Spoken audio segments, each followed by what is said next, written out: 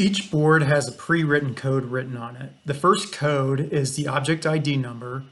The second code in parentheses is the height of the box, in this case 2.5 inches. The third code is the location of the object in the workshop. The arrow indicates the positioning of the board when assembling the box. The 2.5 written in parentheses in the center of the box indicates the height of the box, which is 2.5 inches. 2.5 inches needs to be marked twice off of each edge of each side of the box, which is seen here.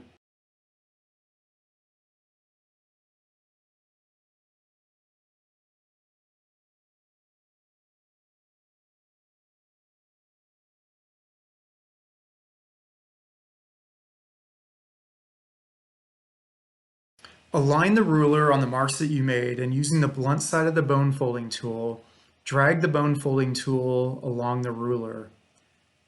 This will create a shallow indentation in the board, which will make it easier to fold the sides up to create the height of the box.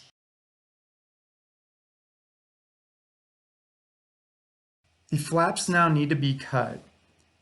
We are creating a pencil line to make it easier to see, making sure that the arrow in the center of the board is facing towards you or away from you.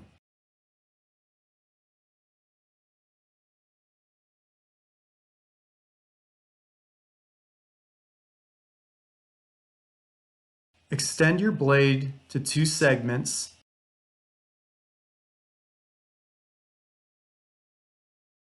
Start your blade on the intersecting crease lines and cut on the pencil line that you created. This is what creates the individual flaps.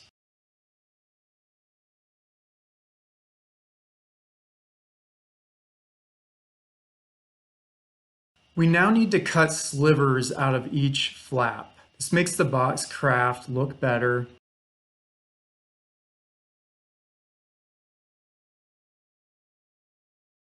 So mark inside each flap 1/4 of an inch. Place your ruler on each flap and make a pencil line from that 1/4 inch mark to the crease line. And as the box is facing towards you, each flap will have a V shape.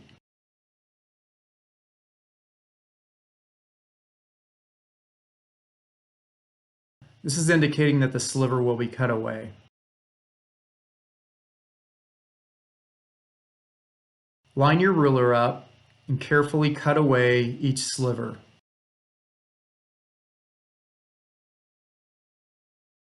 It's best to put your ruler on the flap so that you can see the sliver that you're cutting away.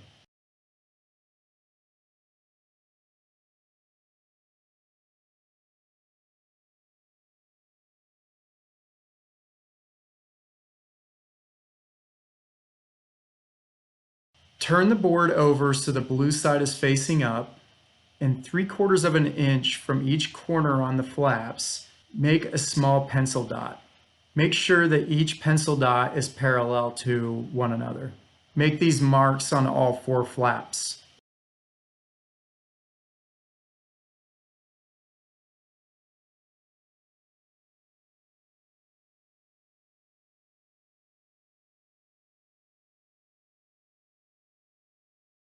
Locate your awl in a piece of Ethafoam. Place the Ethafoam underneath the board. Place your awl on one of the marks and push through. Make sure to push through to the full diameter of the awl. The awl is the same diameter as the rivets that we're going to use to assemble the box.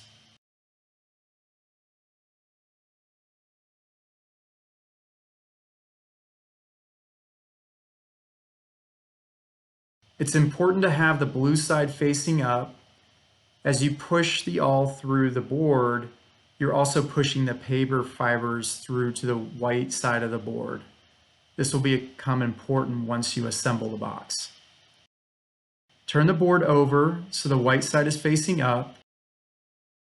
Carefully fold each flap in to the inside of the box. You want to fold it flat. This breaks the paper fibers and makes the box easier to assemble.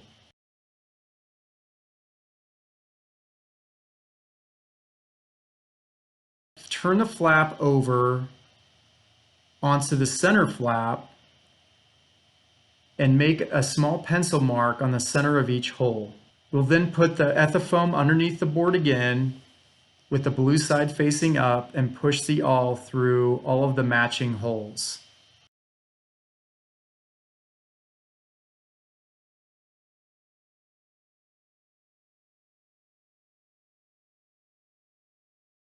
There's a threaded rivet and a hollow post rivet. They screw together. The threaded rivet is placed on the inside of the box. The hollow post goes on the outside of the box. Push the threaded rivet through the inside of the box and join the hollow post on the outside. Give it a simple twist and a push, and then hammer all of the rivets together.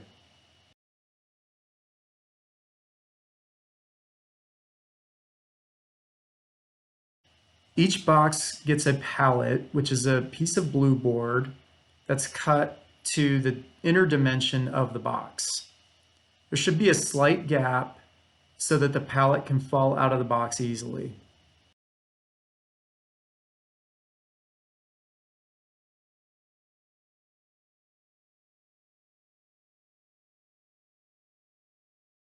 Place the pallet onto a piece of Ethafoam.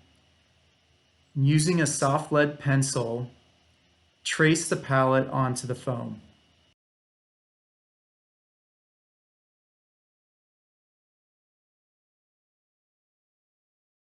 Fully extend your blade so that all 6 segments are out. Be sure to wear a cut glove and cut along those pencil lines that you made on the foam. Make sure that the pallet and the foam align, and the foam needs to be cut at a 90-degree angle.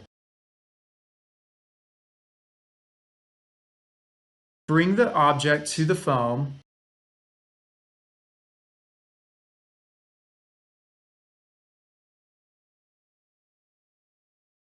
Center the object on the foam so that you have at least a 3/4 inch barrier on the sides.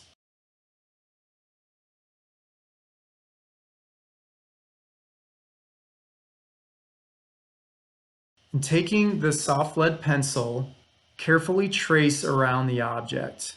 Make sure that your pencil is angled away from the artifact so that you do not mark or damage the artifact during this process. You want your trace mark to be about 1/8 of an inch away from the artifact, so there will be a slight gap in between your trace line and the artifact.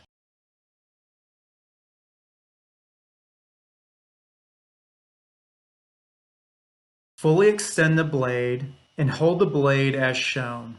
You want to cut the foam in short stabbing motions so that you're hitting the table on every downstroke. Each box gets a pallet, which is a piece of blue board that's cut to the inner dimensions of the box. There's a little bit of space so that the pallet can come out of the box easily.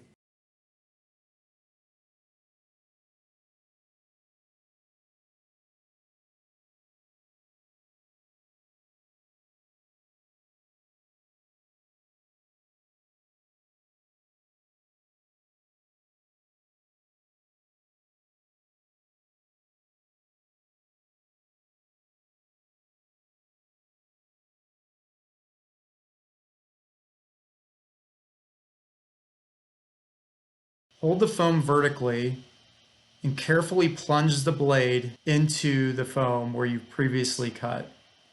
Don't apply too much pressure. Allow the blade to find that previous cut line. Hold your hand flat to stabilize the foam. Work your way around the entire tracing of the object until you can push through the foam.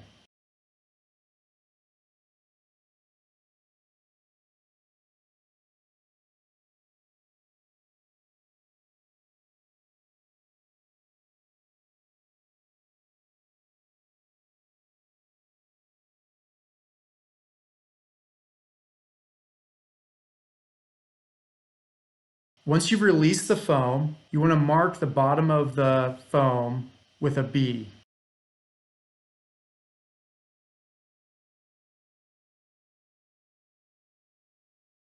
3/4 of an inch from the bottom of the foam cutout, create a pencil line.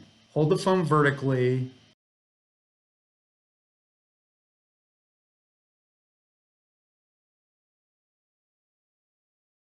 cut the foam slab free, and place back into the foam mount.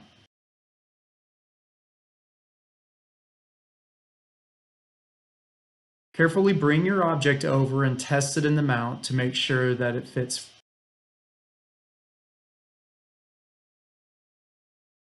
Lift points need to be cut into the foam to make it safe to lift the object out of the mount. These are quarter sphere shapes that are cut at an angle so that you can fit at least 2 to 3 fingers around the artifact to safely lift it out of the mount.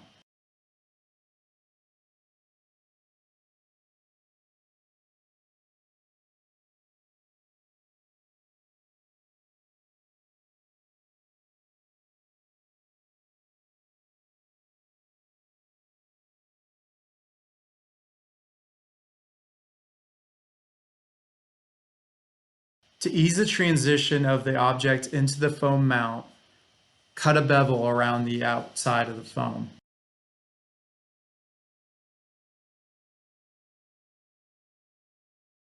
Place the object back in the mount to make sure it fits and that the lift points work okay. In this case, we need to cut a thin slab off of the knife section of the foam and place that back into the mount. This will allow the object to sit more level inside the mount. Always keep that extra foam handy. You can create ramps and supports for your object.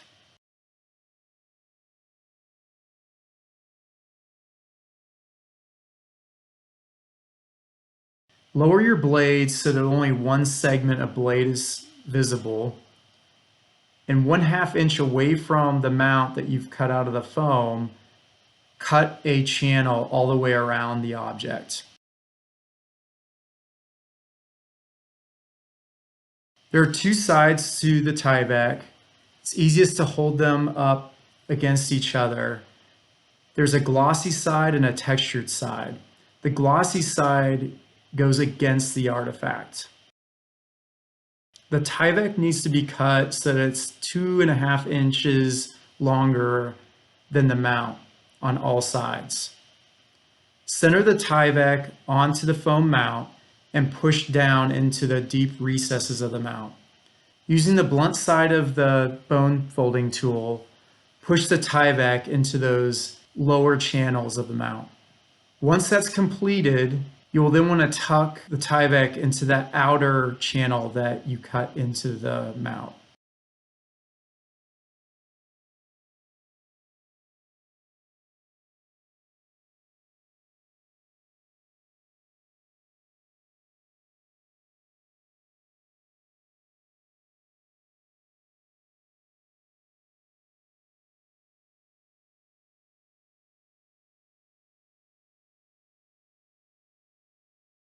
Cut the excess Tyvek.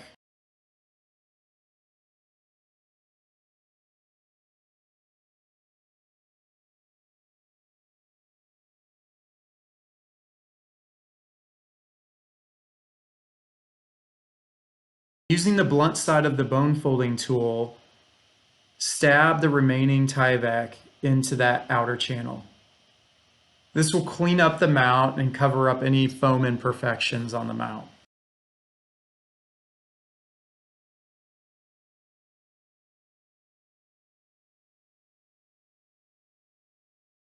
Place the object in the mount to test the fit.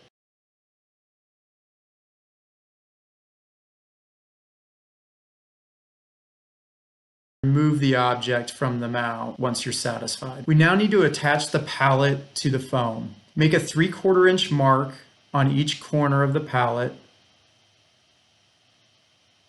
approximately 3/4 in from each corner of the pallet. Take your blade and cut on that mark that you created.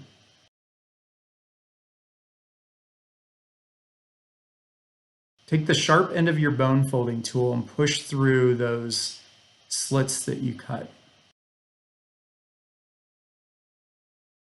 Cut twill tape 2.5 inches longer than each side of the pallet. Feed the twill tape through the blue side of the pallet so that you have a 2.5 inch tail sticking out of each edge.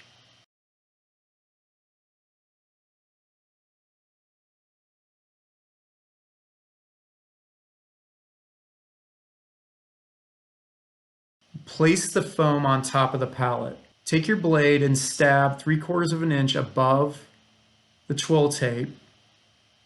Take the sharp end of your bone folding tool. In the center of the twill tape, push the twill tape into the foam. Do this on both sides, and this attaches the pallet securely to the foam.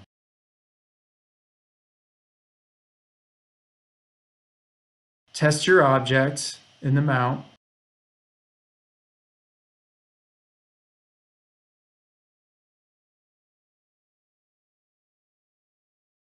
It's important to remove the object from the foam before putting the foam into the box. Set the foam in the box. Make sure that the foam is below the top of the box. Carefully place your object in the box, and this is the completed mount.